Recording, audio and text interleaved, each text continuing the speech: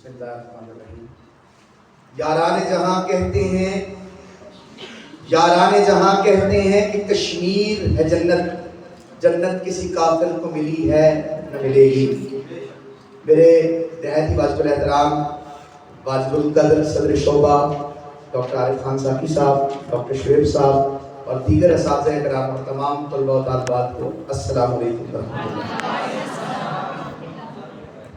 ہمارے عظیم قائد اور ہمارے عظیم لیڈر قائد اعظم محمد علی جناح رحمۃ اللہ علیہ، آپ نے ہمیں یہ جملہ کہہ کر نیشنل پالیسی دے دی تھی کہ کشمیر ہماری شہرت ہے، اور آپ یہ بات جانتے ہیں کہ اگر شہرت کٹ جائے تو آپ کا وجود باقی نہیں رہ سکتا۔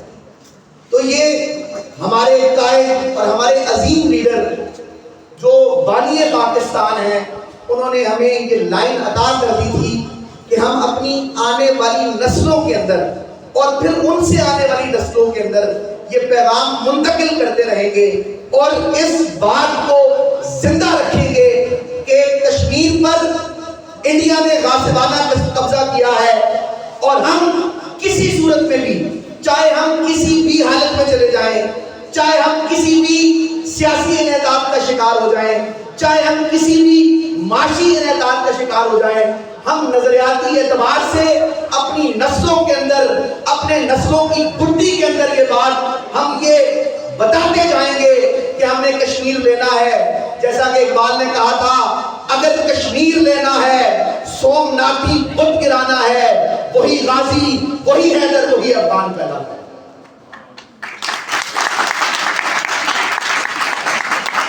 اس میں میں سب سے زیادہ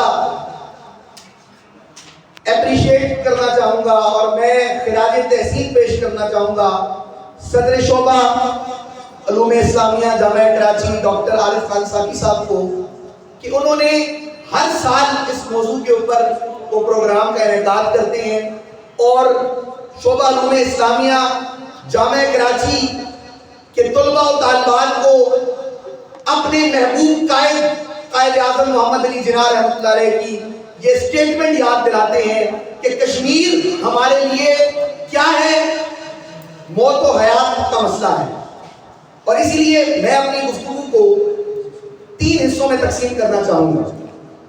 پہلے حصے کے اندر قائد اعظم محمد علی جناح رحمۃ اللہ علیہ کو جو کشمیر سے محبت تھی اس پر بات کروں گا۔ دوسرے حصے پہ علامہ اقبال رحمۃ اللہ علیہ کو جو کشمیر سے محبت تھی اس پر کچھ گزارشات عرض کروں گا، اور آخر میں حل کیا ہے۔ مسائل تو ہیں، کشمیر پہ بات تو ہوتی ہے، لیکن آخر اس کا حل کیا ہے، ہم اپنی نسلوں میں سے یہ کیسے اس بات کو آگے بڑھا سکتے ہیں اور ہم اس کے نتیجے میں کیسے پہنچ سکتے ہیں۔ باتیں کر لینے سے، چلے جذباتی تقریریں کر لینے سے معاملات حل نہیں ہو سکتے، تو اس کے حل ریسرچ وے میں کیسے ہو سکتے ہیں۔ آپ میں سے اگر کچھ بچے ایم فل میں آتے ہیں، پی ایچ ڈی میں آتے ہیں، انہیں کشمیر ایشو پر جو ہے وہ عالمی سطح پر دیکھنا چاہیے کہ دیگر اقوام کہاں کھڑی ہیں، پاکستان کو آنے والے وقت میں کیا دائرہ عمل اختیار کرنا چاہیے، اس پر جو ہے وہ ہمیں غور کرنے کی ضرورت ہے۔ تو آخر میں اس پر بات کروں گا۔ سب سے پہلے میں اپنے لیڈر اور اپنے محبوب قائد اعظم محمد علی جناح رحمۃ اللہ علیہ، ان کی جو کشمیر سے محبت تھی اس کے حوالے سے چند باتیں عرض کرنا چاہوں گا۔ معاملہ یہ تھا کہ قائد اعظم نے صرف باتیں نہیں کی۔ اقبال بڑا اپدیشک ہے، من باتوں میں منہ لیتا ہے، گفتار کا غازی بن تو گیا، کردار کا غازی بن نہ سکا۔ باتیں تو ہمارے لیڈر بہت کرتے ہیں، ہم میں جب کوئی معاملہ گزر جاتا ہے، سیلاب آ جاتا ہے، تب جا کر ہم جاگتے ہیں، زلزلے آ جاتے ہیں، تباہی بربادی ہو جاتی ہے، معاشی نظام تباہ ہو جاتا ہے، سیاسی انحطاط آ جاتا ہے، پھر جا کر ہم سر جوڑتے ہیں کہ ہم نے کوئی معاملہ کرنا ہے۔ لیڈر کون ہوتا ہے؟ لیڈر وہ ہوتا ہے جو دور سے سونگ لیتا ہے، اس کو حالات و واقعات بتاتے ہیں کہ آنے والے وقت میں کیا ہونے والا ہے۔ قائد اعظم محمد علی جناح رحمۃ اللہ علیہ نے کبھی بھی مسلح جدوجہد کو پسند نہیں کیا۔ قائد اعظم رحمۃ اللہ علیہ کی اگر آپ زندگی کا مطالعہ کریں تو میرے محبوب قائد نے قانون کا رستہ دکھایا، انہوں نے پوری زندگی قانون کی پاسداری پر بات کی، لیکن جب پاکستان بنا اور کشمیر پہ انڈیا نے اپنا غاصبانہ قبضہ کیا تو قائد اعظم نے کوشش کی کہ اپنی بیوروکریسی کو اور تمام لوگوں کو آمادہ کیا جا سکے کہ کشمیر کے لیے جنگ کرنی پڑی تو جنگ بھی کریں گے، لیکن جب معاملات نہیں ہوئے تو مجاہدین کو آرڈر دیا اور مجاہدین نے جا کر پھر آزاد کشمیر آزاد کروا لیا، اور جب آزاد کشمیر آزاد کروا لیا تو کیا ہوا، وہاں سے نہرو بھاگا، ہم اقوام متحدہ میں نہیں گئے، وہاں سے نہرو بھاگا 2 نومبر کو 1947 کو، اور اس نے جا کر اقوام متحدہ کے دروازے کھٹکھٹائے، اور اقوام متحدہ سے جب اس نے یہ بات کہی کہ اس معاملے کو کہیں سارٹ آؤٹ کیا جائے اور معاملے کو حل کیا جائے، تو انہوں نے کیا کہا، پلیبیسائڈ ہوگا، استصواب رائے سے معاملہ حل ہوگا۔ اس پر دونوں نے ایگریمنٹ میں انہوں نے حامی بھری کہ آپ جو کشمیری چاہتے ہیں اس کے مطابق فیصلہ ہوگا، لیکن عالمی قوانین کی دھجیاں اڑانی انڈیا نے، اور عالمی قوانین پہ انہوں نے کبھی بھی معاملہ نہیں کیا۔ قائد اعظم 3 دفعہ کشمیر میں گئے۔ قائد اعظم کا پہلا جو دورہ تھا 1929 میں، وہ کشمیر میں ایک نجی مصروفیت کے تحت گئے۔ پھر قائد اعظم رحمۃ اللہ علیہ 1936 میں میلاد النبی صلی اللہ علیہ وسلم کے پروگرام پر کشمیر میں گئے، اور پھر 1944 میں قائد اعظم محمد علی جناح رحمۃ اللہ علیہ کشمیر میں گئے، اور قائد اعظم نے وہاں پر پوری سیاسی بصیرت کے ساتھ آپ نے کشمیر کا جائزہ لیا۔ قائد اعظم رحمۃ اللہ علیہ کے جو آخری الفاظ تھے، ڈاکٹر ریاض علی شاہ مؤلف تھے ذاتی قائد اعظم محمد علی جناح رحمۃ اللہ علیہ کے، وہ یہ لکھتے ہیں کہ قائد اعظم بستر علانت کے اندر جتنا فکر مند کشمیر کے متعلق تھے اتنا اس کے متعلق نہیں، لیکن ہم نے اسی ایشو کو جسے قائد اعظم نے شارک کہا، اسی ایشو کو جو بستر علانت پر بھی قائد اعظم جس کے بارے میں فکر مند ہے، ہم نے پیچھے رکھ دیا۔ اسی طریقے سے لارڈ ماؤنٹ بیٹن کو قائد اعظم نے 17 مئی 1947 کو لارڈ ماؤنٹ بیٹن سے قائد اعظم بات کر رہے تھے، اور قائد اعظم نے بتایا کہ پاکستان کے لیے کشمیر کی حیثیت کیا ہے، تو انہوں نے کہا تو ہم نے پاکستان کا نام لکھا ہے یا پاکستان کا نام رکھا ہے، اس کے اندر کیا راز ہے؟ وہ کہتے ہیں پے سے پنجاب، الف سے افغانیہ، کاف سے کشمیر، سین سے سندھ اور استان سے بلوچستان۔ تو انہوں نے کہا کہ ہمارے نام کے اندر بھی جو ہے وہ کشمیر شامل ہے۔ اسی طریقے سے اب میں اپنی گفتگو کے دوسرے حصے پر آتا ہوں کہ حضرت علامہ اقبال رحمۃ اللہ علیہ کو کشمیر سے کتنی محبت تھی۔ آپ میں سے شاید بہت کم لوگ جانتے ہیں کہ علامہ اقبال رحمۃ اللہ علیہ کشمیر سے تعلق رکھتے تھے، اور ان کے آبا و اجداد وہ ہندو تھے اور وہ کشمیری پنڈت تھے۔ ان کی اولاد میں سے علامہ اقبال رحمۃ اللہ علیہ تھے، تو علامہ اقبال کو بار بار کشمیر کی یاد ستاتی تھی، اور وہ کشمیر کو جنت نظیر وادی کہتے تھے۔ اقبال کے وہ اشعار جو آپ نے کشمیر کے بارے میں بہت کم سنے ہوں گے، میں وہ آپ کے سامنے رکھتا ہوں۔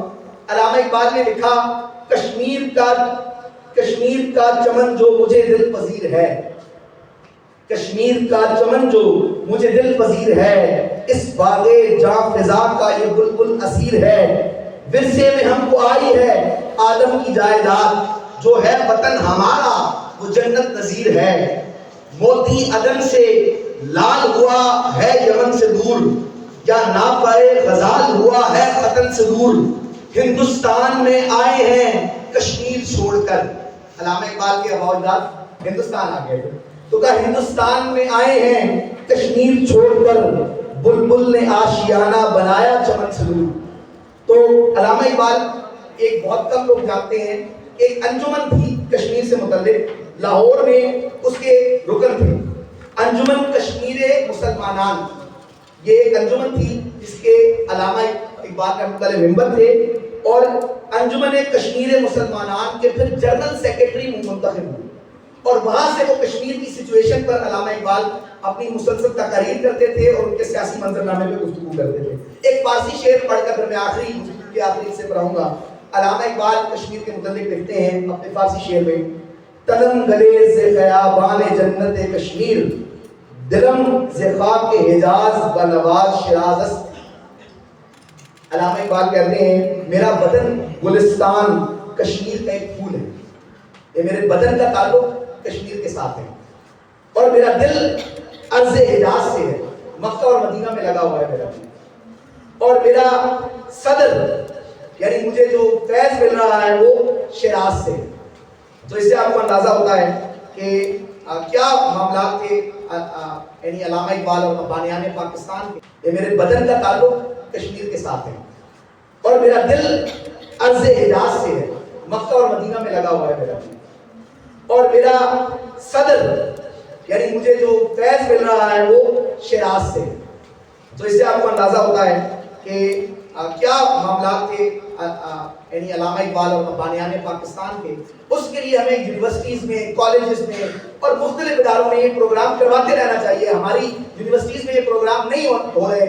میں چاہوں گا کہ قائد اعظم محمد علی جناح رحمۃ اللہ علیہ کے اس نظریے کو زندہ رکھتے ہوئے جو ہمارے صدر شعبہ یہ پروگرام ہر سال کرتے ہیں, تو ان کو خراج عقیدت پیش کرتے ہوئے آپ پرزور تالیوں سے سر کو سلام دیجیے.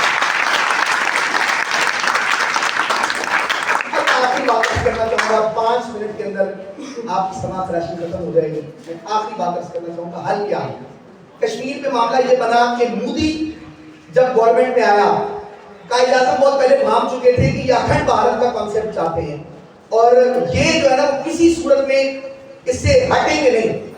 اگر آپ سمجھیں تو ہندوستان کیا ہے, ہندوستان 562 ریاستوں کو ملا کر انہوں نے ہندوستان کیا کیا گیا ہے, 562 ریاستوں کو ملا کر ہندوستان بنایا گیا.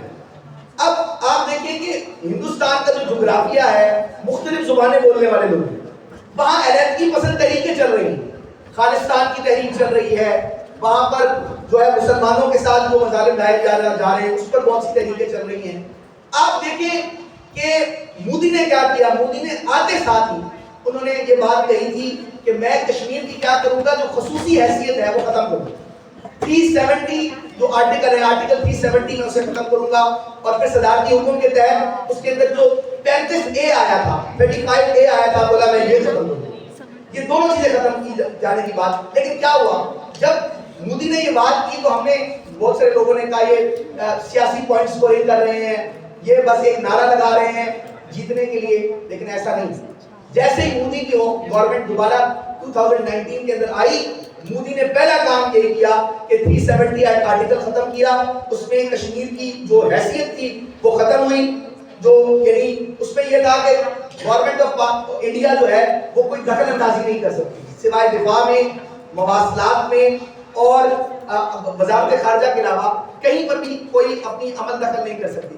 لیکن کیا ہوا, 35A جو آیا, 35A کے اندر کیا ہوا, شہریت کا مسئلہ بھی ختم کر دیا گیا.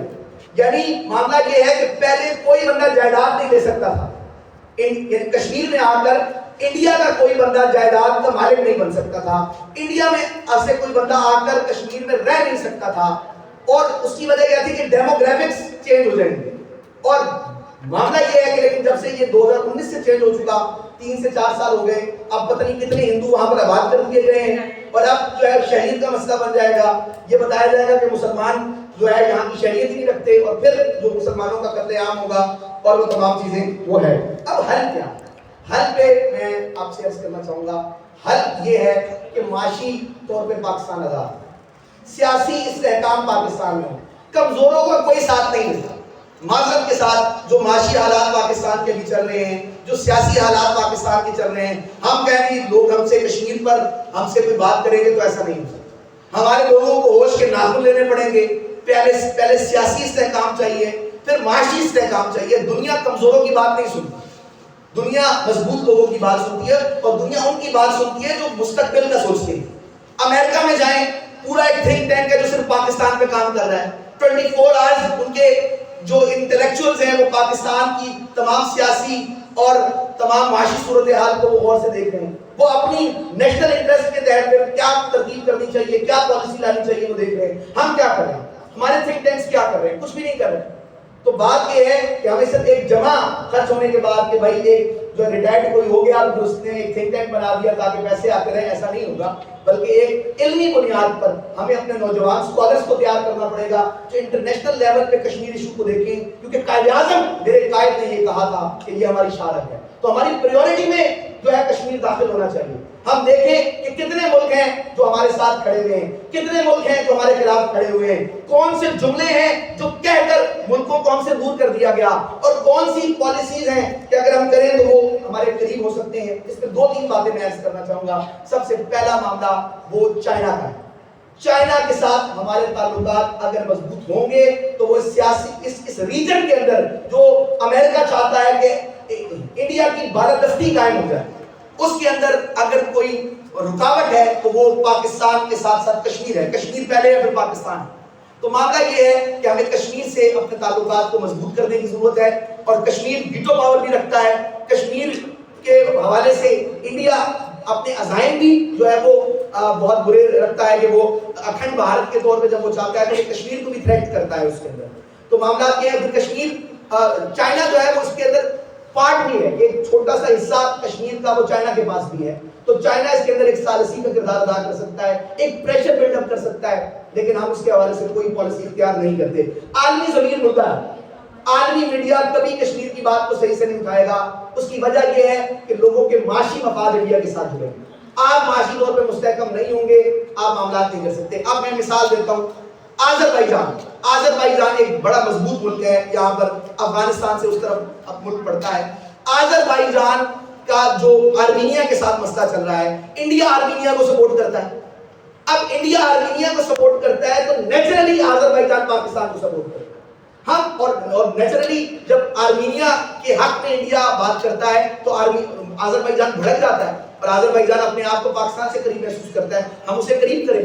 ترکی جس نے ہمیشہ انڈیا کے، حالانکہ وہ انڈیا سے تجارت کرے تو بہت سے فائدے سمیٹ سکتا ہے، لیکن اس نے کیا کیا، ہمیشہ پاکستان کا ساتھ دیا۔ پاکستان کو اس سے تعلقات مضبوط کرنے چاہیے، اور بھی مسلم ممالک کے ساتھ جو ہے وہ تعلقات جو ہے وہ مضبوط کرنے کی ضرورت ہے۔ جب تک ہم یہ کام نہیں کریں گے، ہم اپنے آپ کو معاشی طور پر مضبوط، آپ کو پتہ ہے ایک غیر مسلم ملک، میں اس میں صرف 2 منٹ میں بات ختم کروں گا، ایک تھنک ٹینک نے جو کام کیا میں وہ آپ کے سامنے رکھتا ہوں۔ اسلام آباد میں ایک تھنک ٹینک ہے مسلم انسٹیٹیوٹ، اس نے کشمیر کے اوپر جب کام کیا تو ایک انٹرنیشنل کانفرنس کی۔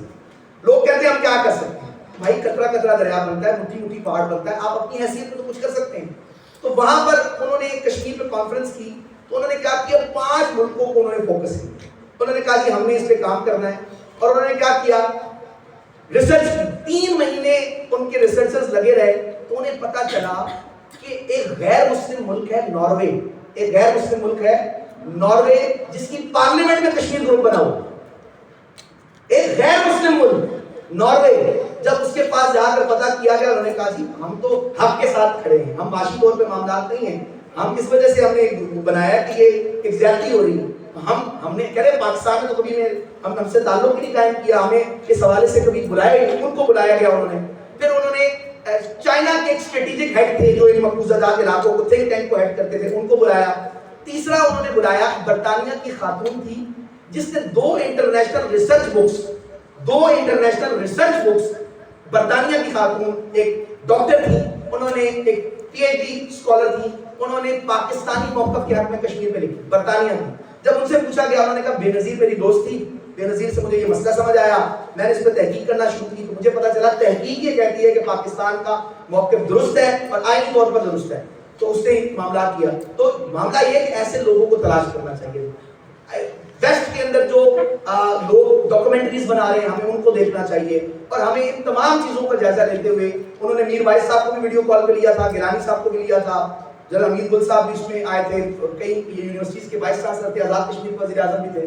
تو مطلب یہ کہ اس طرح کے جو پروگرام ہوتے ہیں جو انٹلیکچوئل لیول کے ہوتے ہیں، یہ اپنا اثر چھوڑتے ہیں۔ ایسا نہیں ہے کہ اس کا کوئی فائدہ نہیں ہوتا، لیکن جو بندہ جہاں کر سکتا ہے، حکومتوں کا کام ہوتا ہے کہ اس کو آگے بڑھائیں، لیکن انٹلیکچوئلس کا کام ہے کہ اس کو ڈیزائن کریں، PhDs کریں، ہم اپنی نسلوں کے اندر اس پیپر کو منتقل کریں۔ آخر میں دعائیہ کلمات سے جانا چاہوں گا کہ نوا پیراہ اے بلبل کہ ہو تیرے ترنم سے، نوا پیراہ اے بلبل کہ ہو تیرے ترنم سے، کبوتر کے تنے نازک میں شاہی کا جگر ہے۔